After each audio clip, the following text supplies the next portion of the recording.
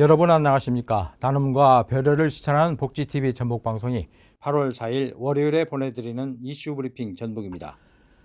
지난해 전북도 대변인실 광고비 부정집행 사건과 관련해 경찰이 7급 주무관의 단독 범행이라는 결론을 내린 것과 관련해 논란이 일고 있습니다.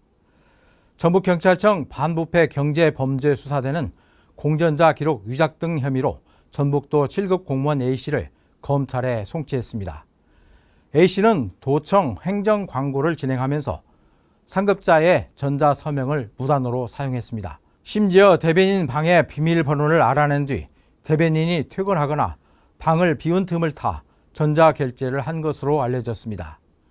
특정 언론사 몇 곳에 수천만 원의 광고비를 지급하기 위해서였습니다.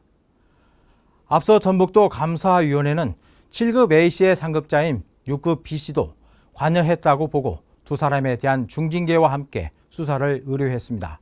하지만 경찰이 하급자인 7급 주무관만 검찰에 송치했습니다.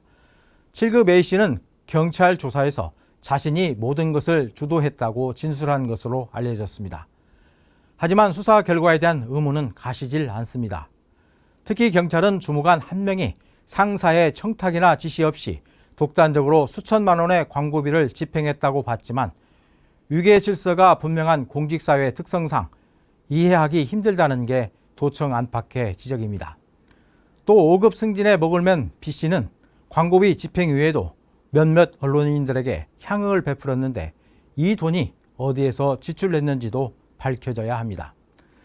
더욱이 매달 광고비 내역을 체크하는 위치에 있는 상급자 B씨가 A씨의 부당한 광고 집행을 몰랐다는 건 이해가 가질 않습니다.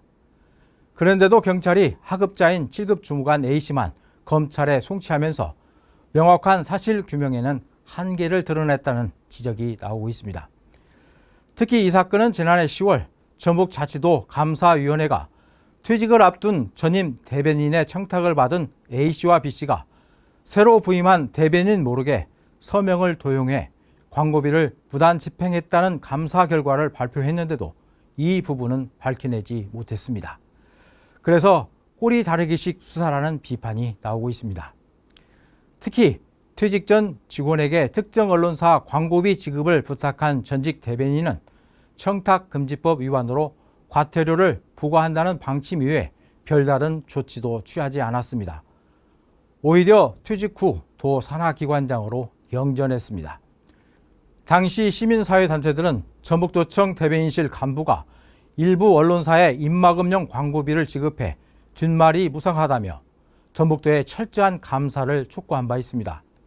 단순히 일개 부서 한 개인의 갑질 논란으로만 국한할 수 없다며 도청 전체에 윤리의식이 무뎌지고 경계심이 해이해진 결과가 아닌지 돌아봐야 한다고 밝힌 바 있습니다.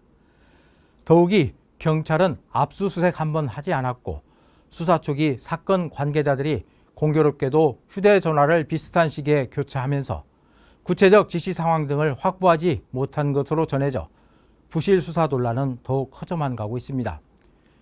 경찰 관계자는 수사 의뢰 이후 최대한 사건을 들여다보고 결론을 내렸다고 입장을 전했습니다. 이제 공은 검찰로 넘어갔습니다.